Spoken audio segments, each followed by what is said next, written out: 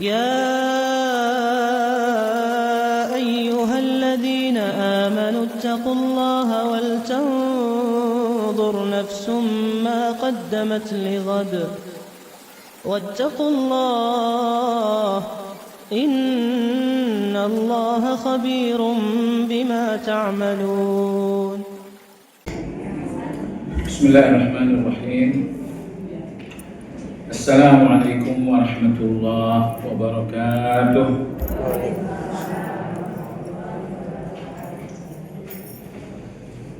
الحمد لله حمدا كثيرا طيبا مباركا فيه كما يحب ربنا تبارك وتعالى ويرضاه. وأشهد أن لا إله إلا الله وحده لا شريك له، وأشهد أن محمدا عبده ورسوله لا نبي بعده. اللهم صل وسلم على محمد وعلى آله وأصحابه ومن اهتدى بهديه إلى يوم الدين. يا أيها الذين آمنوا اتقوا الله حق تقاته ولا تموتن إلا وأنتم مسلمون.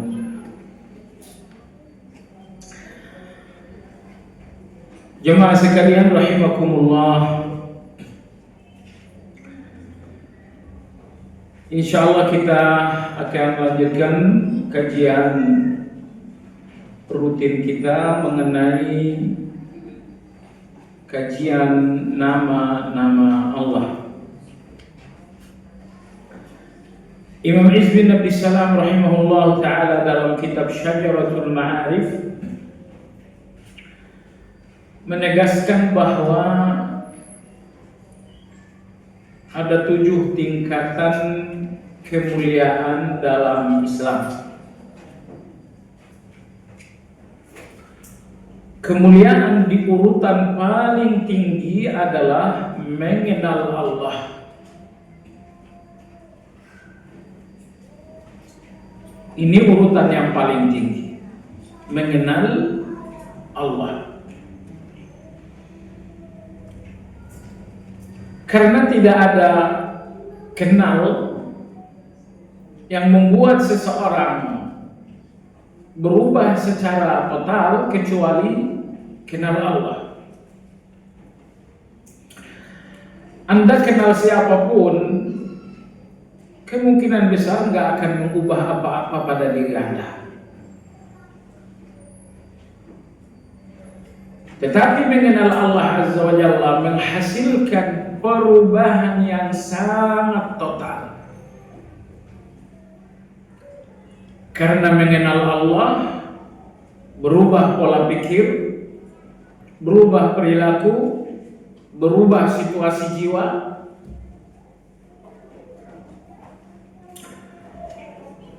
Dan dari mengenal Allah inilah lahir tauhid. Tidak mengenal Allah tidak mungkin ada tauhid. Ini kemuliaan paling tinggi, mengenal Allah.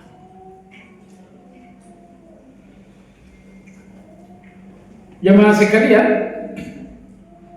kalau Anda telah mengenal Allah, maka Anda akan menyadari sebuah fakta bahwa tidak ada hubungan semudah hubungan dengan Allah. Sebaliknya tidak ada hubungan serumit hubungan dengan manusia. Tidak ada hubungan semudah hubungan dengan Allah, karena sekecil-kecilnya kebaikan kita dihargai dan diterima oleh Allah. Dan sebesar-besarnya kejahatan dan dosa kita diampuni dan dimaafkan oleh Allah.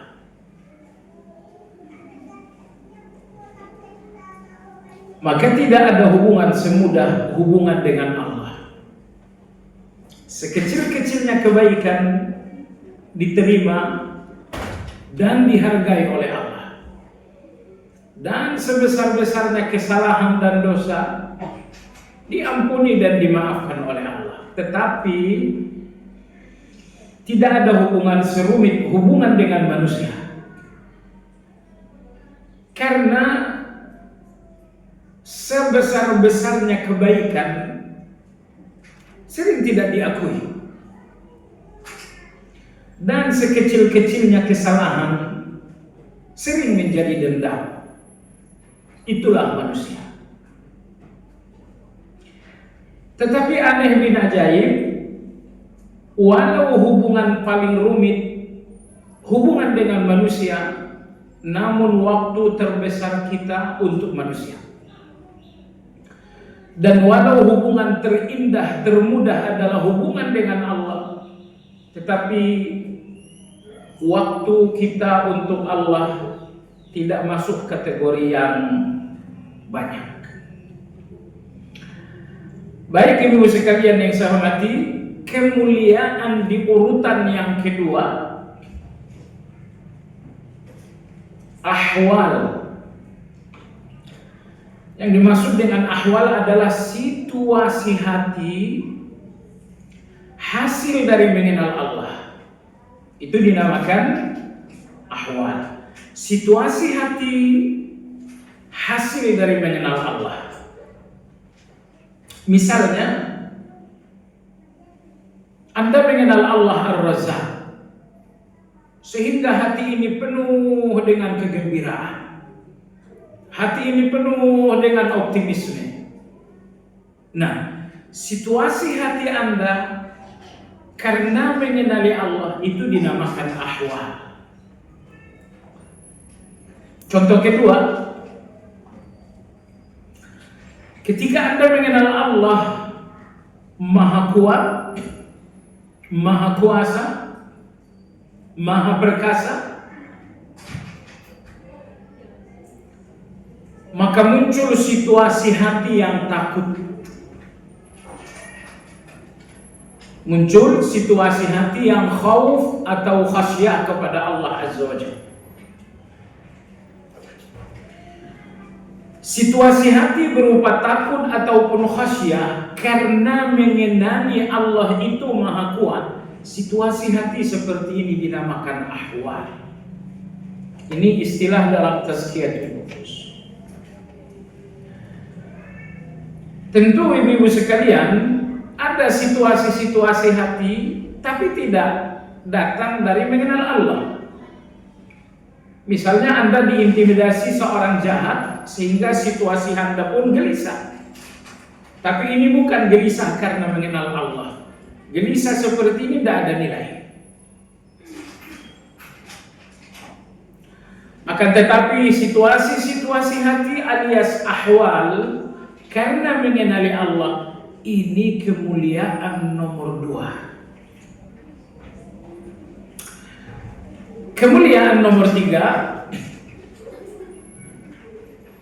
adalah segala ibadah-ibadah berupa ucapan. Ibadah berupa ucapan, misalnya doa, misalnya tilawah, misalnya zikir. Coba Anda renungkan ketika Nabi Musa alaihissalam berkata kepada Allah, "Ya Allah, berikan aku, ajarkan aku zikir khusus, agar aku selalu menyebut-nyebut namamu dengan zikir itu." Allah mengatakan, "Ucapkan la ilaha illallah." Nabi Musa alaihissalam menjawab, "Kullu ibadika yaquluna dzalik." Kalau la ilaha illallah, semua hambamu juga mengucapkan itu. Aku ingin yang lebih khusus.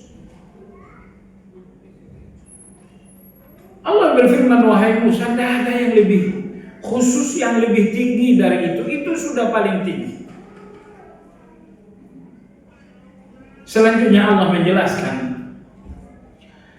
"Law anna as-samawati as-sab' wal aradina as-sab' fi kiffah wa la ilaha illallah fi kiffah laqasamahunna la ilaha illallah."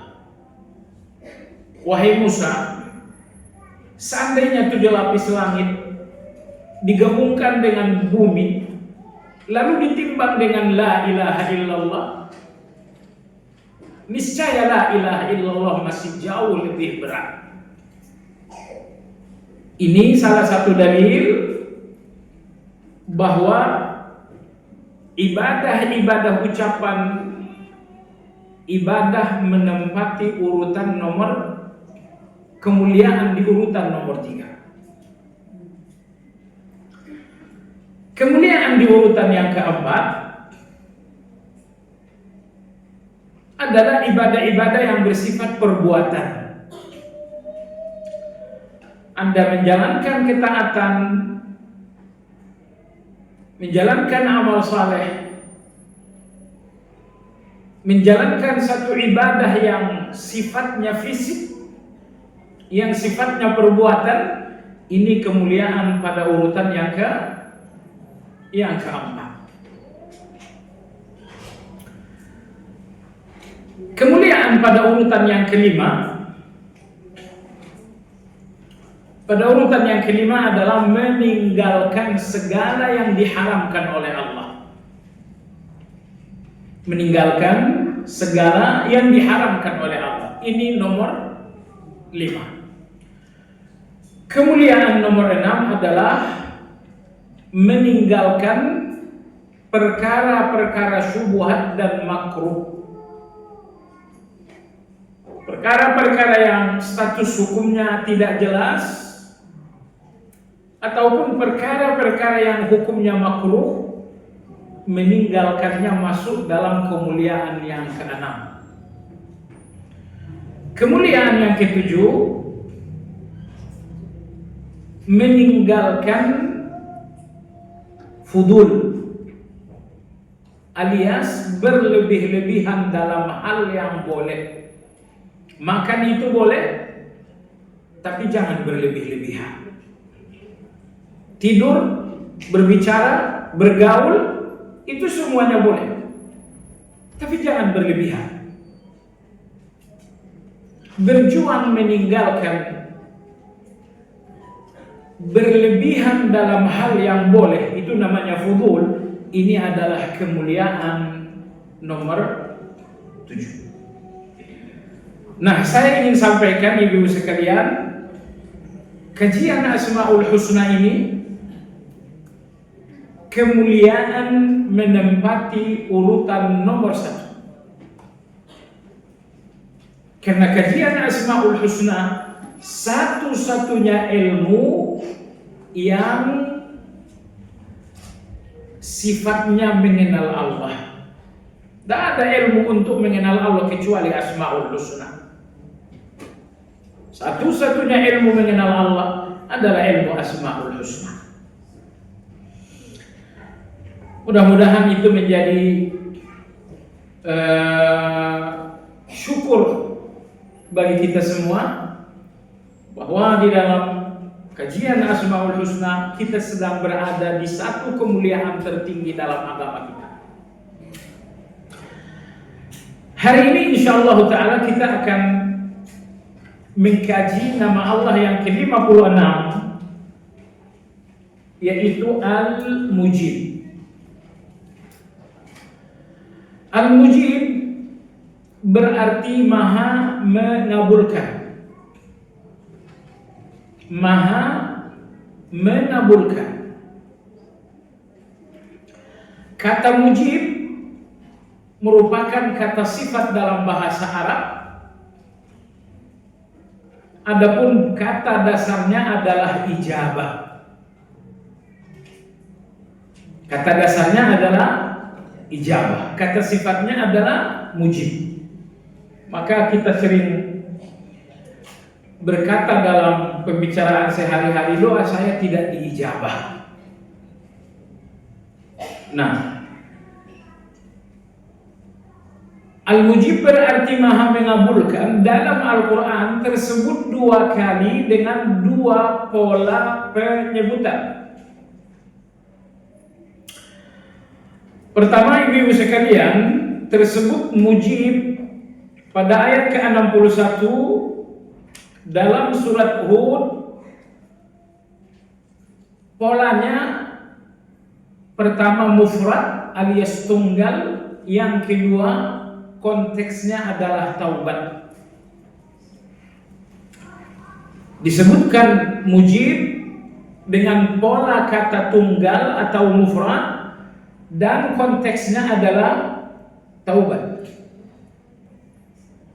Allah Subhanahu wa taala berfirman, "Fastaghfiru rabbakum thumma tubu ilaihi inna rabbi qaribun mujib." Istighfarlah kalian kepada Allah dan bertaubatlah kepadanya. Itu 2 perintah. Perintah istighfar, yang kedua adalah perintah taubat. Setelah Allah perintahkan istighfar dan taubat, oh iya, apa bedanya istighfar dengan taubat? Istighfar itu terkait dengan dosa yang sudah berlalu. Dan taubat itu terkait dosa yang akan datang. Ibu punya dosa untuk besok kan? Sepanjang hayat akan ada. Maka terhadap dosa-dosa yang berlalu berikan istighfar. Dan terhadap dosa-dosa yang akan datang berikan taubat. Maka di antara rukun taubat berjanji tidak mengulangi. Berjanji tidak mengulangi tentu hubungannya dengan yang akan datang.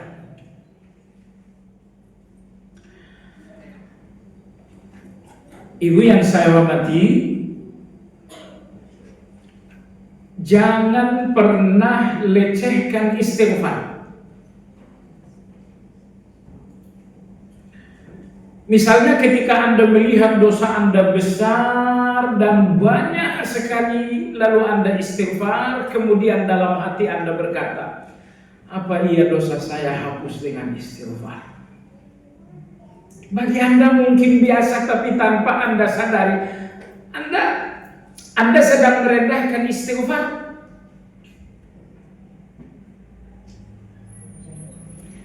Seandainya dosa Anda bagaikan gunung yang sangat besar dan istighfar itu setetes kimia, niscaya setetes kimia istighfar dapat menghancurkan gunung yang sangat besar tersebut. Maka jangan rendahkan istighfar, jangan lecehkan istighfar. Saya besar dan sebanyak-banyaknya doa, yakinkan diri Anda istighfarku masih lebih besar. Dan Allah tidak menuntut istighfar kita ribuan. Allah hanya menuntut istighfar kita jujur. Istighfar jujur. Allah tidak katakan istighfar kalian ribuan, tidak. Jujur saja.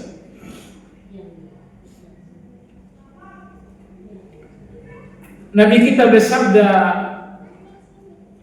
Iblis berkata kepada Allah Subhanahu wa taala, la ughwiyannahum ma damatil arwahu fi ajsadihim. Aku akan sesatkan semua anak Adam sepanjang ruh ada di dalam raga mereka. Sepanjang mereka hidup, aku nggak akan henti-hentinya menyesatkan mereka. Lalu Allah menjawab, la aghfiranna lahum mastaghfaruni, dan aku pun tidak henti-hentinya mengampuni sepanjang mereka istighfar. Apa kata Iblis?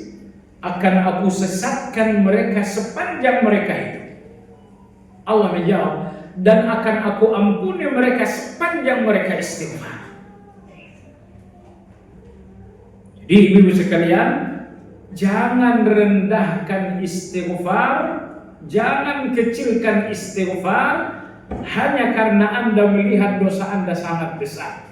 Sebesar dan sebanyak-banyaknya dosa Anda, tetap saja istighfar lebih besar. Makanya ini kebahagiaan kita dalam berhubungan dengan Allah, bahwa untuk mendapatkan maafnya Allah itu mudah sekali. Anda hanya perlu jujur, ikhlas, lalu ucapkan astaghfirullah. Kembali pada ayat 61 surat Hud. Setelah Allah berikan dua perintah, fastaghfiru rabbakum tsumma tubu ilaihi, istighfarlah dan taubatlah. Setelah itu Allah berfirman, inna rabbi qaribun mujib, sesungguhnya Rabbku maha dekat lagi maha mengabulkan. Maha dekat lagi maha mengabulkan. Perintah istighfar dan taubat dihubungkan dengan dua nama Allah, Qaribun Mujib. Qaribun Mujib. Karena sewaktu Anda istighfar, hati Anda harus sepenuh yakin bahwa Allah dekat, bahwa Allah mengabulkan. Istighfar Anda bukan kepada yang jauh, tapi kepada Dia yang sangat dekat dengan Anda. Nomor dua, istighfar Anda bukan kepada Dia yang mengabaikan, tapi kepada Dia yang maha mengabulkan. Nah, saya ingin sampaikan ibu sekalian, kalau sewaktu Anda istighfar, hati Anda penuh yakin Allah maha dekat, penuh yakin bahwa Allah mujib maha mengabulkan, ini indikasi terbesar istighfar Anda diterima oleh Allah. Sebaliknya Anda istighfar dengan lisan, dan di dalam hati ini tidak ada rasa dekat dengan Allah, dan tidak ada pula keyakinan bahwa Allah Al-Mujib, ini indikasi besar bahwa istighfar Anda tidak diterima oleh Allah. Saya ulangi, apabila saat istighfar hati Anda benar-benar menyadari, bahkan merasakan Allah qarib, Allah maha dekat. Nomor dua, hati Anda benar-benar yakin bahwa Allah Al-Mujib maha mengabulkan dan menerima. Maka hal itu menjadi indikasi yang sangat kuat bahwa istighfar Anda insya Allah diterima oleh Allah SWT.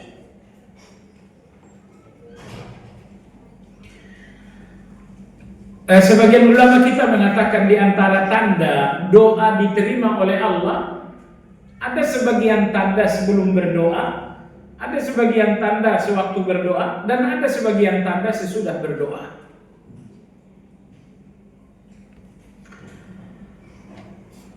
Apa tanda sebelum berdoa bahwa doa insya Allah akan dikabulkan oleh Allah Azza wa Jalla?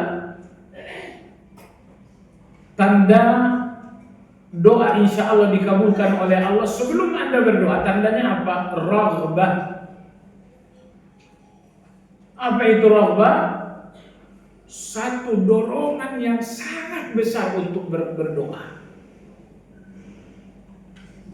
Kadang-kadang kan kita berdoa karena lihat orang lain berdoa,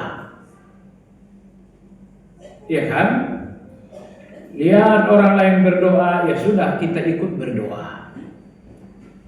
Nah, ini walaupun positif, tapi tidak menandakan bahwa dalam hati Anda ada dorongan yang sangat besar. Maka tanda doa akan diterima oleh Allah sebelum Anda berdoa, ketika dalam hati Anda betul-betul ada dorongan yang sangat besar. Bahkan kadang-kadang Anda sedang tidur malam, sengaja Anda bangun hanya untuk berdoa. Nah, ibu sekalian, besarnya dorongan dalam hati untuk berdoa ini indikasi insya Allah doa Anda diterima. Mana dalilnya?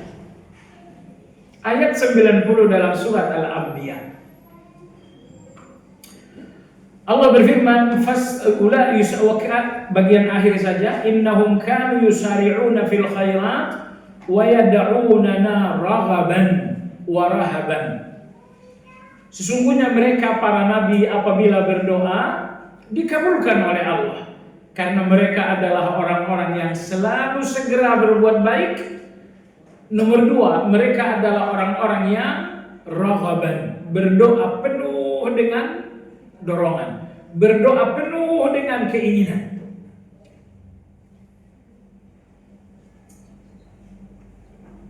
Jadi apabila Anda rasakan dalam hati ini ada dorongan dan keinginan yang besar berdoa, ini tanda doa Anda nanti insya Allah diterima oleh Allah Azza wa Jalla.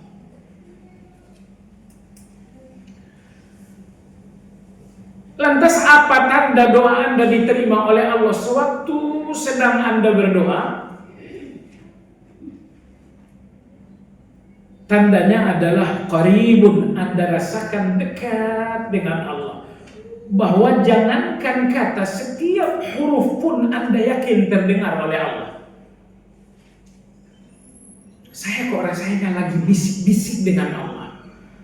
Makanya dalam doa Anda boleh berteriak. Berteriak itu menandakan jauh. Dan dalam doa kita harus berbisik, karena bisik ini menunjukkan kedekatan. Apabila di dalam doa Anda sedang berdoa, Anda sedang memanggil Allah dengan kebutuhan Anda sedang memanggil Allah untuk mengeluhkan persoalan Anda. Apabila saat itu hati Anda merasa dekat dengan Allah, ini tanda doa Anda insya Allah akan dikabulkan. Di antara dalilnya adalah ayat 186 surat Al-Baqarah. Wa idza sa'alaka 'ibadi 'anni fa inni qaribun ujibu da'watad da'i. Apabila hambaku bertanya kepadamu tentang aku, maka sesungguhnya aku dekat, ujibu dan aku mengabulkan da'watad da'i, permintaan orang yang berdoa. Perhatikan dalam ayat ini Allah berfirman, qaribun ujib, aku maha dekat dan mengabulkan doa mereka-mereka yang meminta. Maka apabila di dalam doa rasa-rasanya setiap kata ini adalah bisikan Anda kepadanya yang maha dekat, Anda benar-benar rasakan kemahadekatan, ini indikasi doa Anda insya Allah diterima oleh Allah Subhanahu wa ta'ala. Indikasi doa diterima setelah selesai doa, keyakinan penuh, sehingga hati ini menjadi tenang. Keyakinan penuh sehingga hati benar-benar tenang. Ya Allah, sembuhkan sakitku. Bagaimana setelah berdoa? Yakin gak? Yakin, oke. Kalau Anda yakin, mestinya hati Anda tenang dan tidak was-was lagi. Hati Anda tenang dan tidak gelisah lagi. Udah berdoa, katanya yakin, tapi hati masih gelisah. Oh, itu belum yakin. Tandanya yakin itu hati tidak lagi gelisah. Nah, kalau selesai berdoa, hati Anda penuh yakin yang ditandai dengan ketenangan hati, tidak ada lagi kegelisahan hati. Ini indikasi doa Anda insya Allah diterima oleh Allah Subhanahu wa ta'ala. Baik jemaah sekalian, jadi itu ayat pertama menyebutkan nama Allah Al-Mujib, yaitu ayat 61 dalam surat Hud. Al-Mujib dalam ayat ini hubungannya bukan dengan doa, tapi hubungannya dengan istighfar dan taubat. Hubungannya dengan istighfar dan taubat. Nah, adapun ayat kedua menyebutkan Al-Mujib itu dengan pola plural, pola jamak. Kalau tadi pola mufrad atau tunggal, ayat kedua adalah dengan pola jamak. Itu pada ayat 75 dalam surat As-Saffat. Allah berfirman tentang Nabi Nuh alaihi salam, "Wa laqad nadana Nuhun falani'mal mujibun." Dan sungguh Nuh telah berdoa kepada kami, dan kami sebaik-baik yang mengabulkan.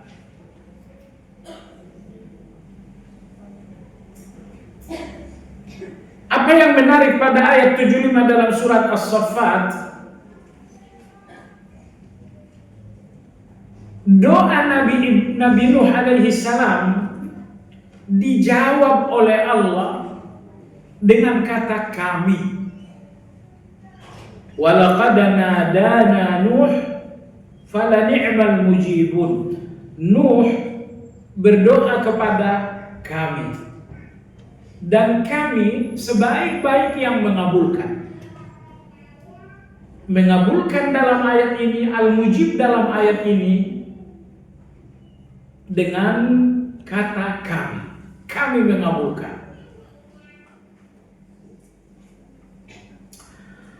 Tadi kita sempat sampaikan ayat 186. Fa inni qaribun ujibu.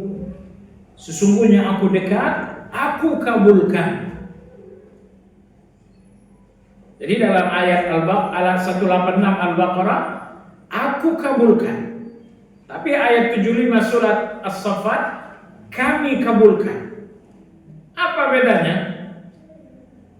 Dalam bahasa Arab, penyebutan kami bertujuan ta'zim, bertujuan untuk membesarkan.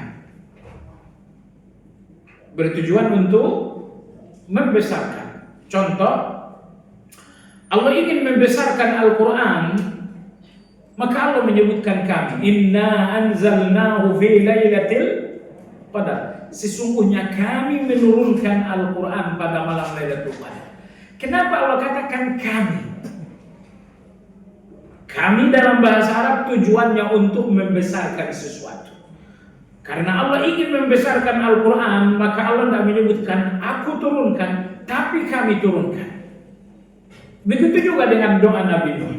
Ketika Nabi Nuh berdoa, Allah mengatakan fala ni'mal mujibun, kami sebaik-baik yang mengabulkan.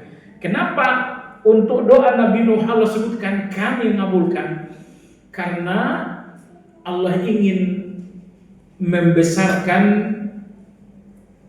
pengabulan untuk Nabi Nuh. Intinya Allah mengatakan akan kami kabulkan doamu dengan bentuk yang sangat besar. Dan tidak tanggung-tanggung, dunia tenggelam hanya dengan doa Nabi Nuh alaihissalam. Jadi doa Nabi Nuh itu tidak menenggelamkan satu RT, tidak menenggelamkan satu keluarga, tapi menenggelamkan satu dunia. Maka karena ini pengabulan yang sangat besar, Allah tidak menyebutkan aku, tapi Allah menyebutkan kami. Baiklah ibu sekalian, itulah dua ayat yang menyebutkan nama Allah Al-Mujib, terkadang dalam bentuk mufrad, terkadang dalam bentuk jamak. Kalau saya berdoa, bolehkah saya gunakan Al-Mujibun seperti dalam doa Nabi Nuh? Jamaah sekalian, kalau yang Anda minta itu Al-Mujibun dalam ayat itu ucapan Allah, sehingga kita sebagai hamba tidak bisa mengucapkan itu. Hanya Allah yang bisa mengatakan kami sebaik-baik mengabulkan kami. Kalau Anda kan nggak mungkin. Berarti Anda hanya bisa dan Anda hanya memiliki satu pilihan, mujib. Allahumma ya mujib, Allahumma ya mujib, Allahumma ya mujib.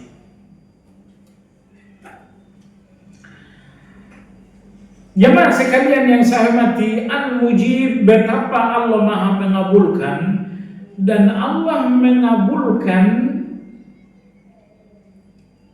dengan kasih sayangnya. Anda juga mengabulkan banyak permintaan, tapi Anda mengabulkan permintaan orang lain karena butuh. Anda mengabulkan keinginan anak karena memang Anda butuh sesuatu dari anak. Jadi tidak ada manusia yang mengabulkan satu permintaan kecuali karena ada rasa butuh. Tetapi Allah Azza wa Jalla mengabulkan permintaan bukan karena butuh, melainkan karena kasih sayang. Jadi dengan demikian, manakah yang lebih mulia? Anda mengabulkan karena butuh atau Allah mengabulkan karena kasih sayang? Tentu Allah mengabulkan karena kasih sayang jauh lebih indah, jauh lebih agung daripada kita yang mengabulkan karena rasa butuh. Makanya kadang-kadang ada orang yang minta dan kita nggak sedang ada butuh dengan dia, biasanya kita nggak ngabulin. Kalaupun ngabulkan, Anda cuma ngasih 2.000, 3.000. Kenapa ya? Saya nggak ada butuh dengan orang ini. Maka ketika dia meminta, Anda acuh memberi, Anda acuh mengabulkan. Kenapa? Tidak ada kebutuhan. Tetapi Allah Azza wa Jalla, Allah memberi bukan karena butuh, melainkan karena kasih sayang.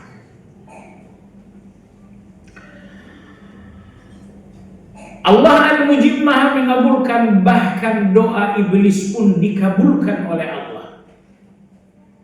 Bahkan doa iblis pun dikabulkan oleh Allah Subhanahu wa ta'ala. Iblis berkata kepada Allah, "Fa'anzirni ila yaumi yub'atsun." Iblis mengatakan, "Ya Allah, panjangkan usiaku sampai kiamat." Jadi ibu tidak usah minta panjang usia. Yang pertama kali minta panjang usia siapa? Yaitu yang tadi. Jadi Anda tidak usah minta panjang usia. Ayat tadi ada 2 kali dalam Al-Quran. Salah satunya adalah pada ayat 36 surat Al-Hijr.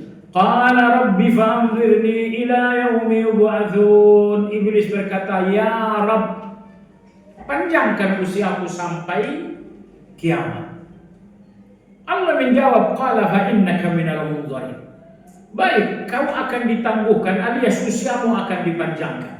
Coba renungkan ibu, musuh terbesar Allah iblis, namun ketika meminta kepada Allah dikabulkan oleh Allah. Dan Anda ibu termasuk hamba yang sangat dicintai oleh Allah, maka tidak mungkin doa Anda tidak diterima oleh Allah Azza wa Jalla.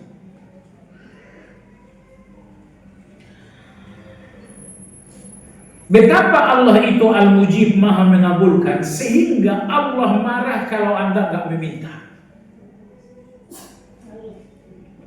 Manusia biasanya kalau dimintai marah, tetapi Allah justru marah kalau tidak dimintai. Berbeda sekali.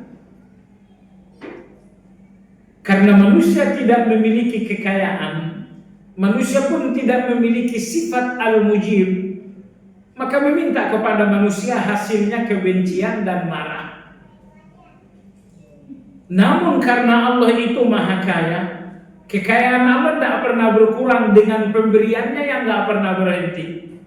Kemudian Allah Al-Mujib, maka Allah marah kalau kita tidak minta. Nabi kita alaihi salatu wassalam bersabda, "Man lam yas'alillah yaghdab alaihi." Siapa yang tidak meminta kepada Allah, niscaya Allah marah. Niscaya Allah marah kepadanya. Maka banyak-banyaklah meminta supaya Anda tidak dimarahi oleh Allah, supaya Anda tidak dibenci oleh Allah Azza wa Jalla.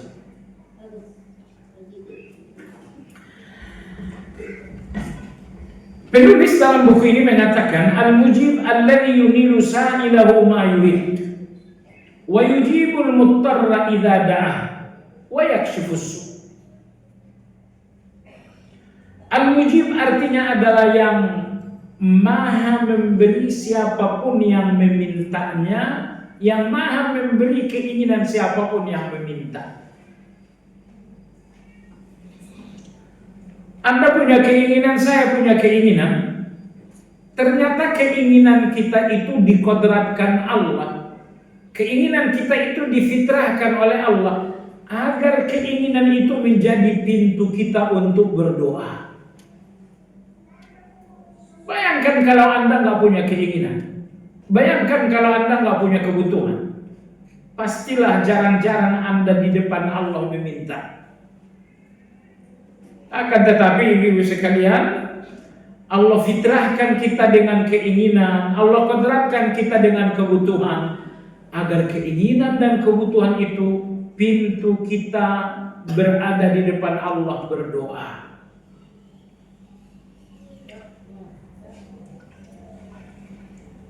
Baik, wa yujibul muttarra idza da'ah. Al-mujib kata penulis, yang maha mengabulkan setiap orang-orang yang kesulitan ketika mereka berdoa.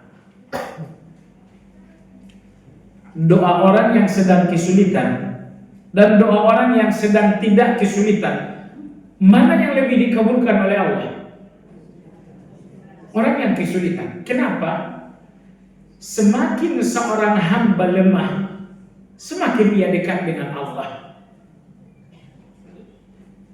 Makanya orang-orang yang dizalimi tidak ada jarak dengan Allah Azza wa Jalla. Karena orang yang dizalimi sedang berada di titik lemah. Maka Allah menghilangkan jarak. Laisa bainahu wa bainallahi hijab, kata Nabi SAW. Antara orang yang dizalimi dengan Allah tidak ada jarak sama sekali. Kenapa? Sekali lagi, semakin seorang hamba lemah, semakin doanya lebih dekat kepada Allah Azza wa Jalla.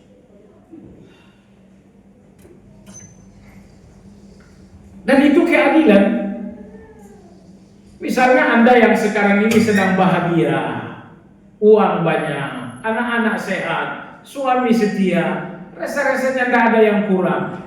Intinya Anda saat ini sedang bahagia. Doa Anda ini boleh jadi tidak segera dikabulkan oleh Allah, karena memang tidak perlu disegerakan. Maka ditunda oleh Allah, lalu dikabulkan di waktu yang tepat. Tapi orang-orang yang sedang darurat, orang-orang yang sedang gelisah, doa mereka lebih dekat kepada Allah karena mereka perlu cepat ditolong. Makanya situasi susah itu, situasi gelisah kita, situasi takut kita adalah situasi lemah di mana kita sangat dekat dengan Allah. Dan doa kita pun tidak ditangguhkan karena Anda sedang susah, tentu disegerakan oleh Allah Azza wa Jalla.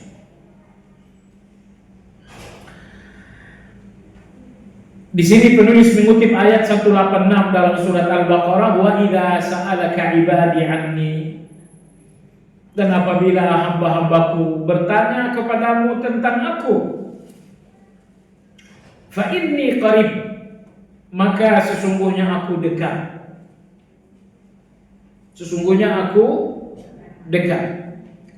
Kemahadekatan inilah yang mesti Anda rasakan bersamaan setiap ucapan Anda dalam doa. Kemahadekatan inilah yang semestinya Anda rasakan setiap doa ini Anda langitkan kepada Allah Azza wa Jalla. Entah Anda berdoa di waktu sujud, atau Anda berdoa jalan salam, atau Anda berdoa tengah malam. Kapanpun Anda berdoa, pastikan bahwa Anda merasakan dekatnya Allah.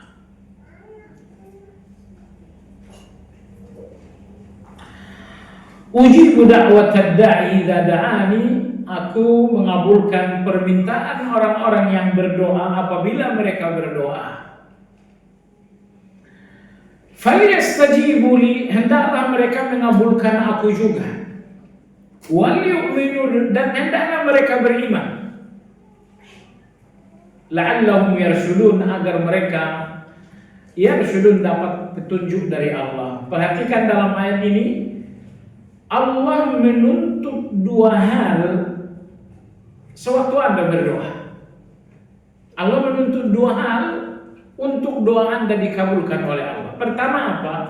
Falyastajibu li, kabulkan Allah. Apapun perintah Allah, kabulkan. Apapun larangan-larangan Allah, kabulkan. Ini tuntutan Allah yang pertama. Doa kalian aku dengar, doa kalian akan aku beri, tapi aku tuntut dua hal. Pertama, kalian kabulkan juga aku. Kabulkan perintahku, kabulkan laranganku. Tuntutan Allah yang kedua adalah wal yu'minu bi, hendaklah kalian beriman kepada aku. Beriman bahwa aku maha memberi, beriman bahwa aku maha mendengar, beriman bahwa aku maha kaya, beriman bahwa aku maha penyayang. Imani aku sesuai dengan nama dan sifat-sifatku. Imani aku Ar-Rahman, imani aku Al-Mujib, imani aku Al-Karim, imani aku Al-Ghani, imani aku Ar-Razzaq. Nah, kalau dua tuntutan Allah ini kita kabulkan, niscaya doa-doa kita kepada Allah pun dikabulkan oleh Allah Subhanahu wa taala.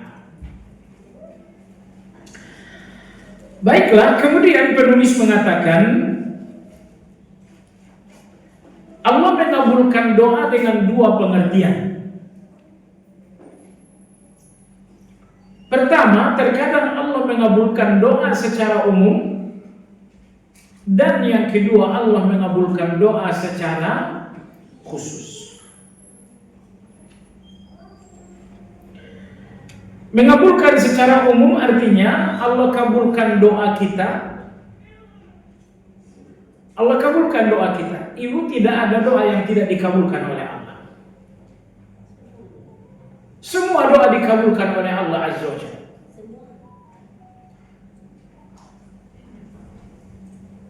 Tetapi ada yang doanya dikabulkan sesuai doa, dan ada doa yang dikabulkan dengan yang lebih baik, dan ada doa yang dikabulkan nanti di akhir. Misalnya Anda mengatakan, ya Allah kasih aku uang 5 juta. Bisa jadi memang Allah kasih 5 juta sesuai permintaan, dan boleh jadi Allah kasih justru 5 miliar, lebih baik daripada permintaan.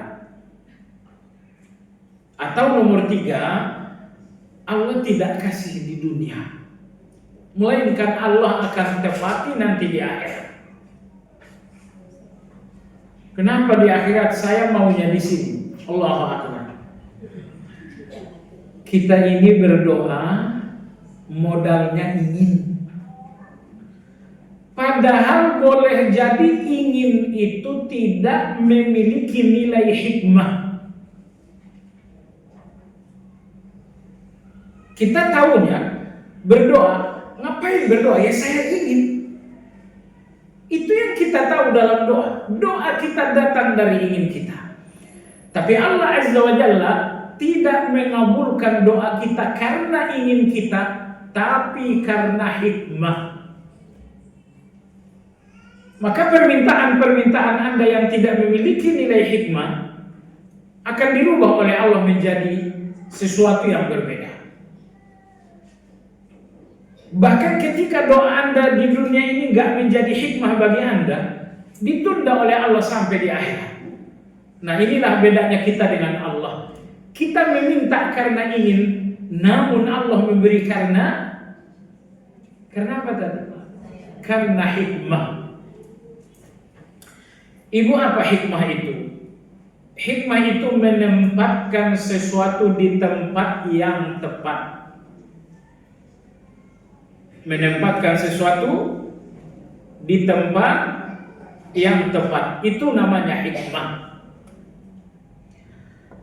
Berbahaya sekali ibu kalau sampai Allah tempatkan pada Anda sesuatu yang gak selayaknya. Itu berbahaya. Allah tempatkan pada Anda nikmat padahal Anda bukan tempatnya nikmat. Bahaya. Enggak semua orang tempat yang tepat untuk pemberian Allah. Kehidupan nyata, lihat. Kadang-kadang jabatan ini jatuh kepada orang yang salah. Artinya jabatan ini jatuh di tempat yang salah. Apa yang terjadi ibu? Perang Iran dan Amerika. Sampai terjadi peperangan. Ini efek jabatan di tempat yang salah.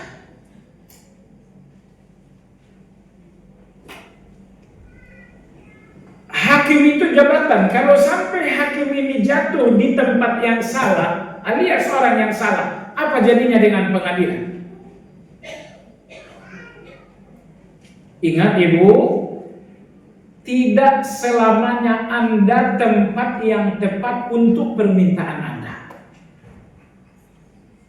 Ya Allah, kasih aku uang ya Allah. Boleh jadi Anda bukan tempat yang tepat untuk permintaan Anda itu. Mungkin ada seseorang yang berdoa, ya Allah jadikan aku ya Allah seorang camat. Ternyata Allah nggak kasih. Kenapa? Karena Allah yang maha tahu ya. Allah maha tahu, boleh jadi Anda bukan tempat yang tepat jadi camat. Intinya ingat ibu, semua manusia berdoa karena keinginan. Namun Allah mengabulkan pasti bukan karena keinginan Anda, melainkan karena hikmah. Apa tadi hikmah? Menempatkan sesuatu di tempat yang tepat. Ketika Allah akan memberi keinginan Anda, kalau ada nilai hikmahnya pasti Allah kasih. Tapi kalau tidak, akan Allah ubah dengan yang lebih baik. Kalau diubah yang lebih baik pun tidak ada hikmahnya, ya sudah, Allah berikan nanti di akhirat. Tapi pada akhirnya tidak ada doa yang tidak dikabulkan. Kira-kira mana yang lebih tepat, mana yang lebih baik buat ibu? Dikabulkan sekarang atau di akhirat?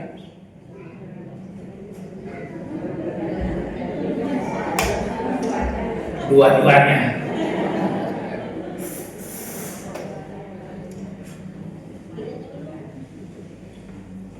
Baik, jadi pengabulan pertama adalah pengabulan umum. Allah kabulkan doa semua orang yang berdoa. Tetapi ada pengabulan khusus. Orang-orang yang doanya dikabulkan secara khusus. Kenapa? Karena mereka orang khusus. Apa yang membuat seseorang menjadi manusia yang sangat khusus bagi Allah? Salah satunya adalah keadaan darurat. Keadaan darurat. Kalau Anda sudah berada dalam situasi darurat, maka Anda prioritas Allah dalam doa. Surat An-Naml ayat 62 Allah berfirman, "Amman yujibul mudtarra idza da'ah." Siapa lagi yang akan mengabulkan orang-orang yang sedang darurat selain Allah? Jadi begitu Anda berada dalam situasi darurat, maka Anda menjadi hamba yang khusus di depan Allah. Alias Anda menjadi prioritas Allah dalam doa. Tapi kalau Anda tidak sedang dalam darurat, doa Anda doa umum, bukan doa prioritas. Sehingga boleh jadi dikabulkan tahun depan, boleh jadi dikabulkan. Ibu jangan main-mainnya. Nabi Ibrahim alaihissalam, ketika Nabi Ibrahim sudah selesai membangun Ka'bah, itu amal saleh bukan? Oh, itu saleh banget. Setelah Nabi Ibrahim alaihissalam selesai membangun Ka'bah, Nabi Ibrahim berdoa. Karena di antara kecerdasan, berjuang berdoa setiap selesai melakukan amal saleh, itu kecerdasan. Begitupun saat Ibrahim alaihissalam selesai membangun Ka'bah, beliau berdoa. Beliau berdoa, Rabbana wab'ats fihim rasulan minhum. Ya Allah, utuslah kepada orang-orang Mekah ini seorang rasul tapi keturunanku. Dikabulkan Allah enggak doa Nabi Ibrahim itu? Siapa rasul yang dimaksudkan? Nabi Muhammad sallallahu alaihi wasallam. Pertanyaan, Nabi Ibrahim berdoa, lalu Nabi kita lahir, ini jaraknya berapa lama? Yang jelas bukan 3 hari. Oh, itu jaraknya jauh sekali.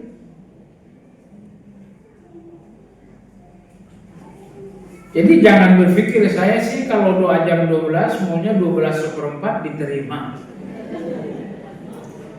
Allah itu tidak mengabulkan doa hanya karena Anda ingin. Tapi Allah mengabulkan doa sesuai dengan hikmah. Hikmah itu artinya menempatkan sesuatu di tempat yang tepat, pada waktu yang tepat, dengan cara yang tepat. Itu namanya hikmah. Sekarang ibu bayangkan, sekiranya doa Nabi Ibrahim dikabulkan Allah dalam waktu yang cepat, pasti doa Nabi Ibrahim ini tidak kualitas tinggi. Tetapi doa Nabi Ibrahim ditunda oleh Allah sampai lahir Nabi kita, lama sekali ditunda. Agar apa? Agar doa ini menghasilkan pengabulan kualitas tinggi. Maksudnya apa? Lahirlah Nabi kita, Nabi yang paling mulia, karena beliau penutup segala rasul. Tapi kalau cepat dikabulkan berarti bukan penutup. Kalau bukan Nabi penutup, tentu tidak yang terbaik. Karena Nabi terbaik itu adalah Nabi penutup.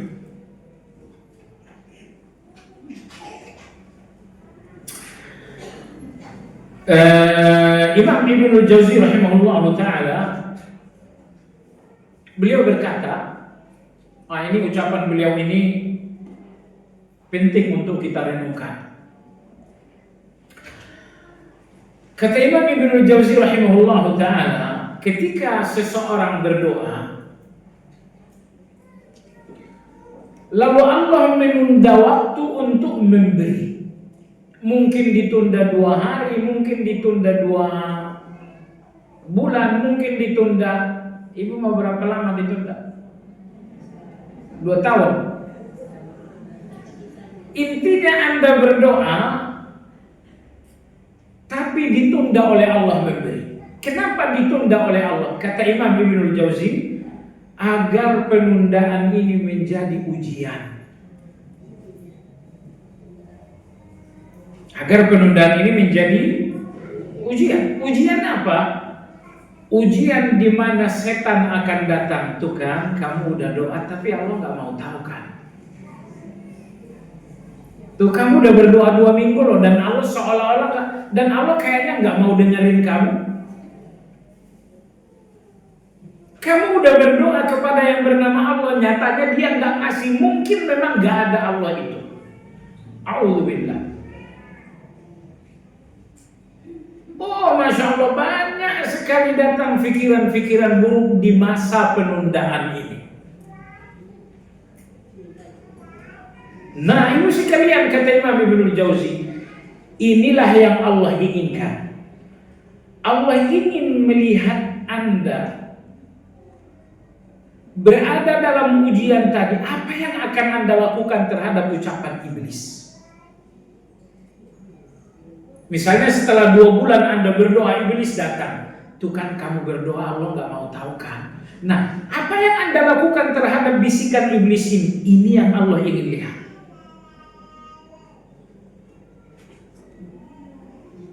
Berhenti berdoa. 2 tahun berdoa, tidak dikabulkan juga, berhenti saya. Muncul bisikan itu dari setan. Lalu apakah yang Anda lakukan terhadap bisikan setan itu? Nah, jemaah sekalian yang saya hormati, sikap Anda terhadap bisikan setan inilah yang menjadi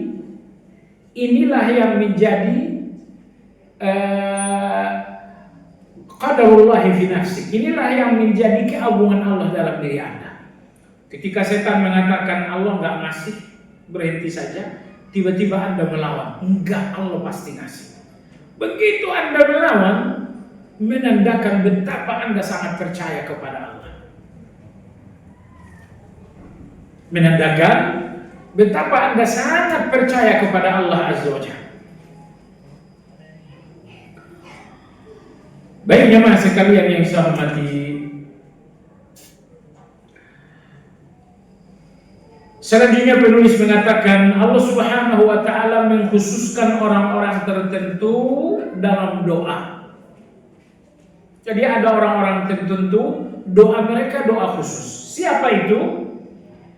Yang pertama adalah al-walidain, kedua orang tua. Kadang-kadang ada kawan-kawan bilang, Ustaz tolong doain anak saya.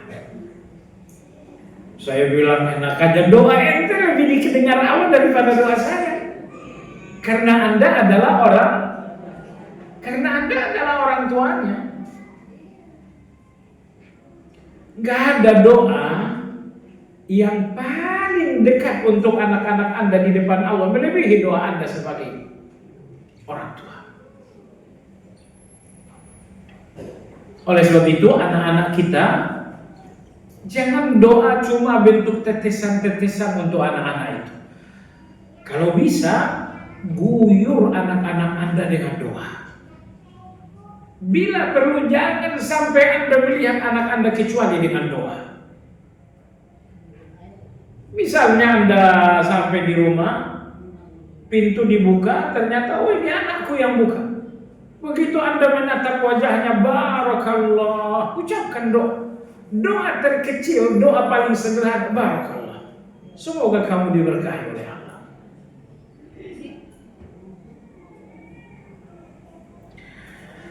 Di antara doa khusus di depan Allah adalah musafir. Kalau Anda sedang musafir ibadah atau musafir yang mubah. Musafir ibadah misalnya pulang kampung untuk silaturahmi. Atau misalnya pergi umrah. Atau misalnya Anda musafir untuk menyampaikan kesaksian yang benar di pengadilan.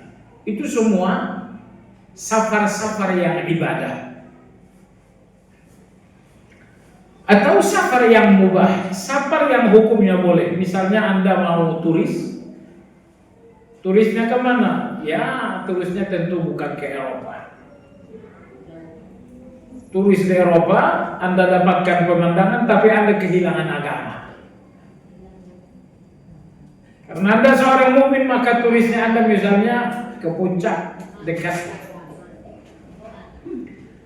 Atau Anda turis misalnya ke Yogyakarta. Ini safar yang mubah. Nah, Di dalam safar yang mubah, doa Anda pun menjadi doa khusus. Walaupun safar yang bernilai ibadah, doanya lebih khusus daripada safar yang non ibadah. Karena doa orang yang musafir menjadi doa khusus, sebab orang-orang yang sedang musafir dalam keadaan lemah.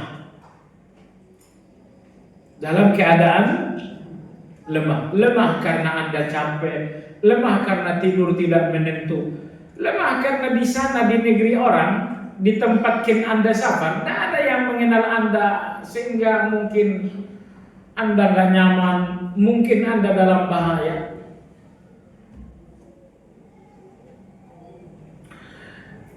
Di antara doa khusus di depan Allah adalah imamun adil, doa pemimpin yang adil. Kalau pemimpinnya nggak adil, doanya tidak didengar oleh Allah. Tapi kalau pemimpinnya adil, doanya doa khusus di depan Allah. Dengan bahasa lain, doanya adalah doa prioritas di depan Allah Azza wa Jalla. Ada pemimpin yang adil nggak sekarang?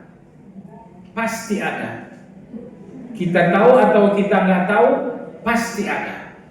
Ya, mudah-mudahan anak-anak kita besok.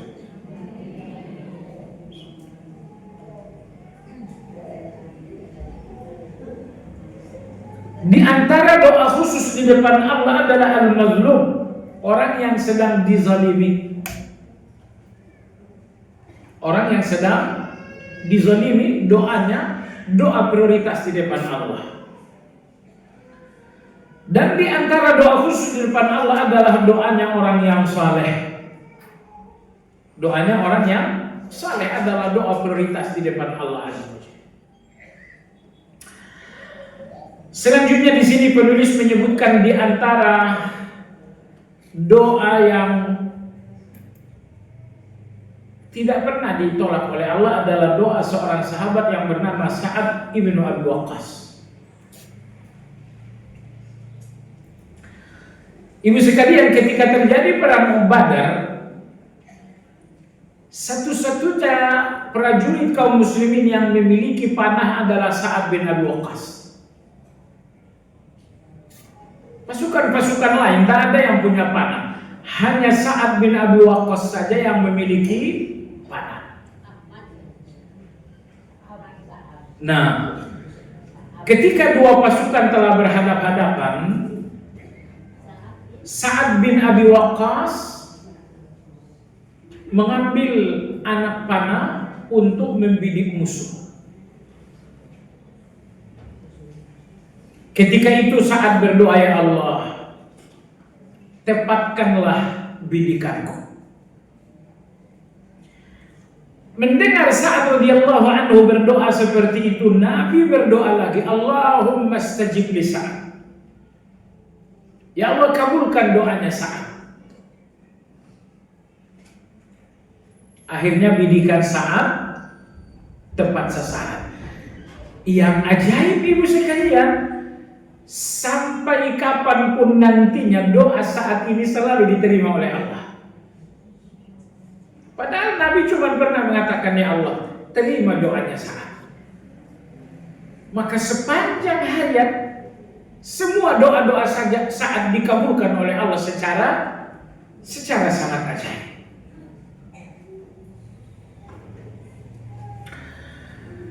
Kelak di zaman Umar radhiyallahu anhu, Sa'ad bin Abi Waqqas oleh Umar diberi amanah menjadi gubernur.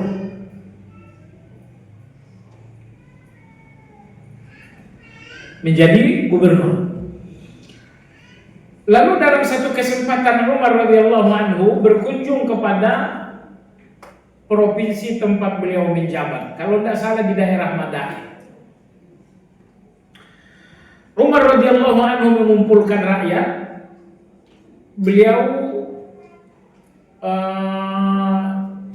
berbicara, berkomunikasi dengan semua rakyat. Beliau bertanya, apa keluhan kalian tentang pemimpin kalian?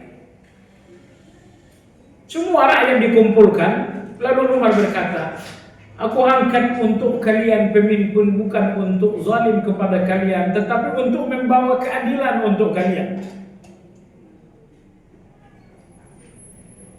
Kalau ada keluhan kalian terhadap pemimpin itu, maka sampaikanlah. Jemaah sekalian yang saya hormati, tiba-tiba berdirilah seorang laki-laki berkata kepada Umar radhiyallahu anhu, beliau mengatakan, pemimpin kami, gubernur kami yang bernama Sa'ad bin Abi Waqqas la yasiru bis-sariyah wa la yaqsimu bis-sariyah wa la ya'dilu fil qadiyah. Ada 3 laporan wahai Umar. Pertama, pemimpin kami tidak ikut berperang. Nomor 2, kalau berperang, lampasan perangnya pun tidak dibagi secara adil. Nomor 3, pemimpin kami ini pun dalam memutuskan perkara cenderung berpihak dan tidak adil. Dan ini semuanya fitnah. Sa'ad bin Abi Waqqas kata tidak pernah berjihad. Nomor 2, kalau bagi-bagi harta rampasan perang tidak adil. Nomor 3, Sa'ad bin Abi Waqqas selalu berpihak dalam menetapkan perkara dan tidak adil.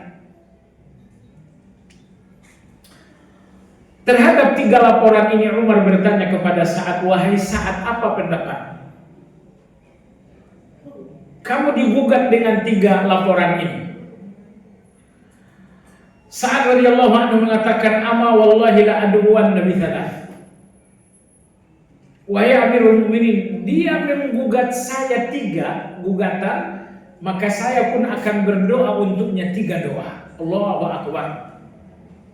Ibu coba renungkan para sahabat, berapa gugatan? 3. Dan berapakah doa yang akan disampaikan oleh Sa'ad? 3 juga. Kalau kita digugat 1 perkara, doanya bisa 100. Kita digugat 1 perkara, apa gugatannya? Ngambil harta waris, nggak benar. Lalu kita berdoa, ya Allah, cabut kesehatannya. Ya Allah, melaratkan hidupnya. Ya Allah, berantakan keluarganya. Anda digugat 1 gugatan, tiba-tiba Anda berdoa banyak sekali. Ibu yang saya hormati, ini Sa'ad bin Waqqas, betapa ia sangat sakit hati. Sakit hati dia terhadap orang tadi. Tetapi lihatlah, di dalam sakit hati itu keadilan tidak lenyap. Kamu menggugat saya 3 gugatan, saya akan berdoa kepada Allah atasmu 3 doa. Itu namanya adil. Nah, ini pelajaran buat kita semua. Kalau memang seseorang salah 1, doakan untuknya 1. Soalnya dikatakan sebulan ini menggelapkan uang. Oh, Anda digugat, dituduh dengan 1 tuduhan. Berdoa kepada Allah 1 saja, ya Allah, hancurkan hartanya kalau memang dia salah. Tidak usah minta berdoa sebanyak 5 atau 10. Dia hanya memfitnah Anda dengan 1 fitnah. Apa doa yang pertama? Doa yang pertama, Allahumma in kana abduka hadha kaliban qama riya'an wa sum'atan fa'atil umrahu wa atil faqrahu wa arridhu lil fitan. Ya Allah, apabila hambamu ini menggugat hanya untuk menonjolkan diri, bukan karena kebenaran, tapi ingin menonjolkan diri. Oleh sebab itu, ya Allah, aku minta 3 hal. Panjangkan usianya, nomor 2. Panjangkan kemiskinannya, nomor 3. Jadikan orang ini penuh fitnah terhadap perempuan.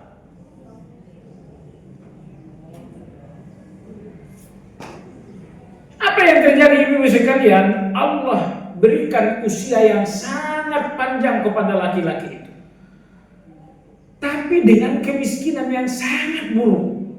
Pagi ini mau makan apa, siang mau makan apa, besok mau makan apa. Sudahlah tua, miskinnya luar biasa. Nomor 3, selalu menggoda perempuan. Bahasa kitanya genit. Sekarang ibu bayangkan kalau ada seorang kakek tua, tapi godain perempuan terus. Ini kakek seperti ini dihargai nggak? Jangan kakek yang nggak kakek di tukang goda aja nggak dihargai. Yang masih usia muda aja suka menggoda itu nggak dihargai. Ini seorang kakek, udah gitu miskinnya luar biasa, tapi masya Allah menggoda perempuan terus. Begitu laki-laki ini, si kakek ini sangat tua sekali sampai kelopak matanya jatuh. Jadi dia kalau mau berjalan, ini harus diangkat ke atas, mata harus diangkat. Saking tuanya. Kalau dia mau makan, satu tangan megang mata, satu lagi megang makan. Tua sekali. Tetapi kalau jadi rupa-rupanya tua, kalau terlalu tua itu bukan nikmat. Sekali waktu laki-laki ini pernah ditanya, ini kakek bagaimana ceritanya? Usia kakek tua sekali, sampai kelopak mata jatuh dan gak bisa lihat kalau tidak diangkat. Tapi kakek ini hidupnya miskin sekali. Yang lebih buruk lagi, kakek setua ini selalu godain perempuan. Ini bagaimana ceritanya? Lalu si kakek itu mengatakan, asabatni da'watu Sa'ad. Semua keadaan buruk ini adalah doanya Sa'ad bin Abi Waqqas. Jadi kadang-kadang ada orang yang sakit hati, tapi tidak menyampaikan sakit hati itu di pengadilan. Sakit hati itu mereka tumpahkan di depan Allah. Itu bahaya. Nah, ibu sekalian yang saya hormati, menutup kajian kita di kesempatan ini, saya ingin sampaikan satu persoalan yang sangat penting. Kekeliruan kita dalam zikir atau di dalam doa,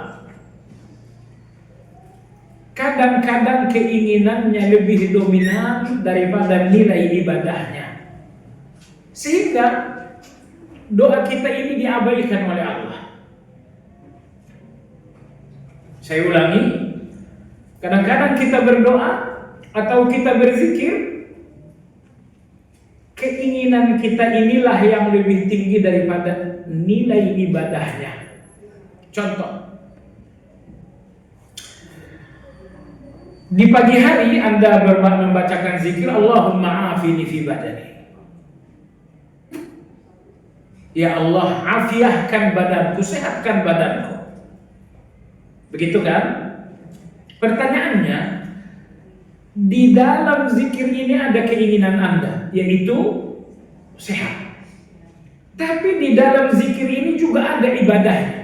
Pertanyaan, manakah yang lebih besar, yang lebih dominan, yang lebih kuat? Anda berzikir ini karena keinginan Anda, atau Anda berzikir ini karena zikir ini memang ibadah? Mana yang lebih tinggi?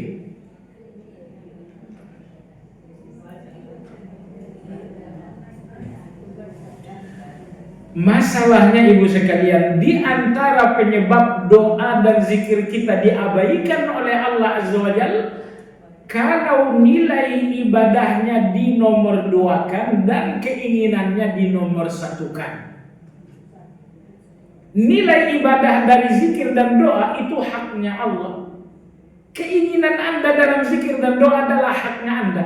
Kok bisa hak Anda lebih tinggi daripada hak Allah?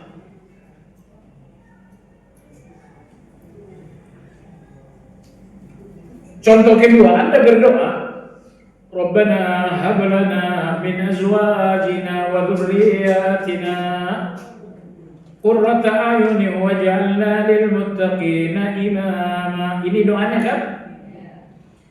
Di dalam doa Anda ini ada keinginan, di dalam doa Anda ini juga ada ibadah. Apa ibadahnya?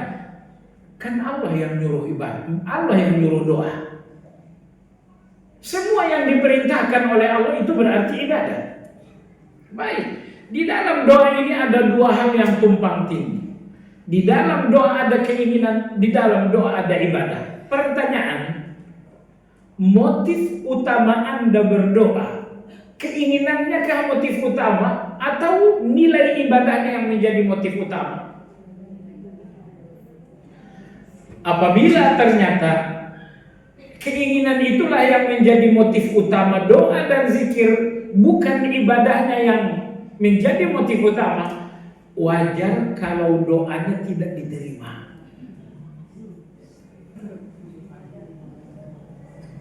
Wajar doanya tidak diterima. Hari Kamis lalu saya dengar kajian yang disampaikan Syekh Sa'ad Asy-Syafri namanya. Beliau ulama besar, salah seorang penasehat raja di Saudi Arabia. Kalau Anda pergi ke Mekah, insya Allah besok pergi kan? Amin. Anda sholat di Masjidil Haram, habis subuh di rooftop itu ada kajian di sana. Setiap hari habis subuh ada kajian di lantai paling atas. Itu yang ngaji itu namanya Syekh Sa'ad. Nah, hari Kamis kemarin saya dengarkan kajian dia, ya ini yang kata beliau. Zikir pagi petang kita diabaikan oleh Allah. Doa kita diabaikan oleh Allah apabila motif utama zikir dan doa adalah keinginan, bukan ibadah. Misalnya ada seseorang dalam keadaan susah, tentu dia membacakan zikir la ilaha illa anta subhanaka inni kuntu minadh dhalimin. Pertanyaan, motif utama Anda membacakan zikir ini, keinginan Anda lepas dari kesulitan, itukah motif utama atau motif utamanya adalah nilai ibadah dalam zikir itu?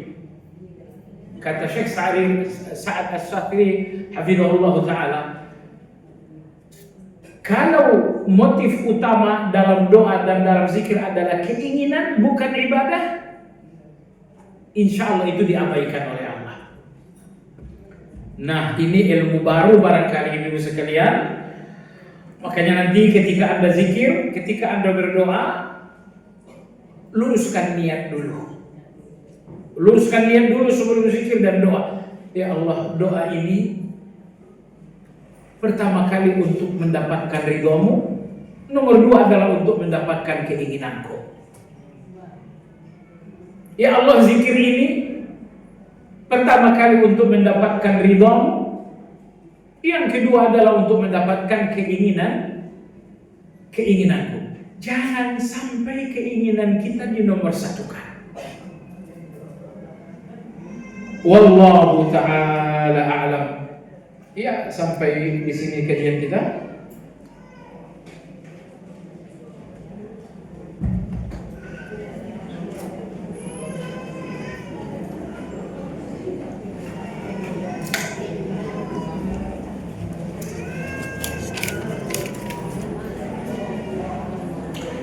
Ada satu pertanyaan, bagaimana hukumnya mendoakan keburukan untuk orang lain dan bagaimana menolak bala dari doa keburukan orang lain untuk penjagaan saya dan keluarga bila ada yang mendoakan keburukan? Adakah amalan khususnya? Mendoakan keburukan untuk orang-orang yang memang buruk hukumnya boleh, tapi yang terbaik doakan kebaikan. Karena Anda nggak untung kalau dia jadi melarang, tapi kalau dia menjadi baik dan akhirnya menjadi teman akrab Anda, bukankah Anda lebih diuntungkan? Jadi boleh doa keburukan untuk orang buruk. Boleh. Tapi yang terbaik, doakan kebaikan. Motif utama mendoakan kebaikan untuk orang buruk, menjaga hati ini tidak dendam. So, ketika Anda doakan keburukan kepada orang buruk, menandakan dalam hati Anda itu ada dendam. Sudah, bersih hati ini nomor satu. Doakan kebaikan walaupun dia nyakitin, agar hati ini bersih dari dendam. Apa yang saya lakukan agar selamat dari doa-doa buruk orang lain? Yang mesti Anda lakukan adalah minta perlindungan Allah. Pagi hari ucapkan sebanyak 7 kali, Hasbiyallahu la ilaha illahu alaihi tawakkaltu wa huwa rabbul arsyil azim. Nanti di sore hari Anda bacakan juga, Hasbiyallah la ilaha illahu alaihi tawakkaltu wa huwa rabbul arsyil azim. Dan nomor 2, jangan takut. Enggak berarti doa buruk orang lain itu akan terjadi. Allah tabaraka wa taala Maha tahu. Doa buruk orang lain kalau ternyata Anda enggak buruk, itu enggak akan terjadi apa-apa. Doa buruk orang lain, kalau ternyata Anda bukan orang yang buruk, doa buruk ini tidak akan menjadi petaka bagi Anda. Enggak usah takut. Wallahu a'lam. Demikian kajian kita hari ini, semoga bermanfaat. Kita sudahi dengan zikir kafaratul majlis. Subhanakallahumma wa bihamdika asyhadu an la ilaha illa anta astaghfiruka wa atubu ilaik. Alhamdulillahirabbil alamin. Assalamualaikum warahmatullahi wabarakatuh.